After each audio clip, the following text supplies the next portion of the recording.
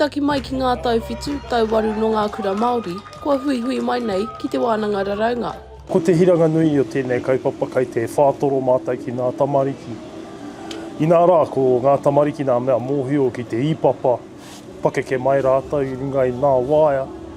Ko te mea nui kia puritia e rātau ngā whakaaro Māori. Koe nei te tuarua o ngā Wānanga Raraunga mo ngā tamariki, kua whakaritea i te Kāhui Raraunga.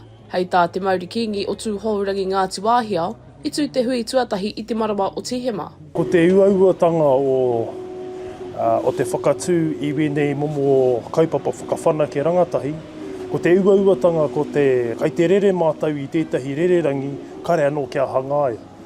No reira ko mātau kai te whakarite tonu i a mātau mahi e eke ai tēnei rererangi.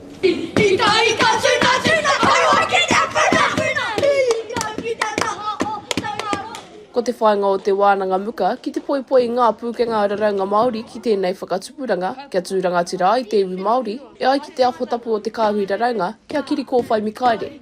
What we're doing is not just exposing them to the data system as it already exists or to data opportunities with big corporates or other people who have designed it, but we're working with them to integrate te ao Māori, mātauranga Māori, me te ao Raraunga nei, and I guess create and redesign the data ecosystem in alignment with how we've always seen things.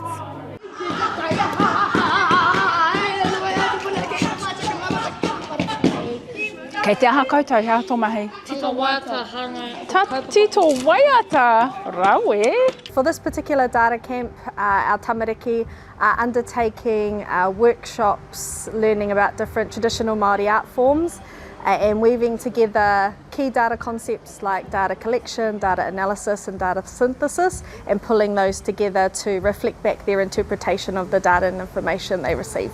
Ko Katerina Sauan te kai hautū mo te hōtaka o te mana whakatupu o te Kāhui Raraunga.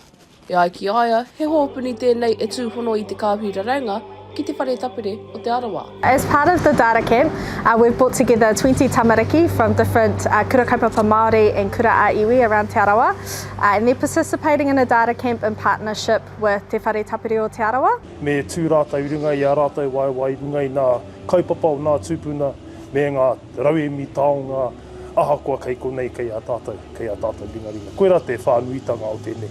Kia noho ko te whānau hei oranga mo ngā ui. I think one of the really cool things is we have actually designed this with our kura kaupapa children. So we held a design thinking wānanga. We asked some of our kura kaupapa tamariki to come along and to help us design with them what this might look like.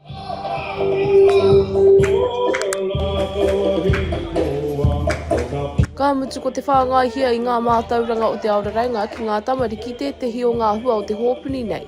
Ko te manoko nui karawa tu ngā tamariki i enei mātauranga ki o rātou ake kete. Macie Kuki, Aukaha.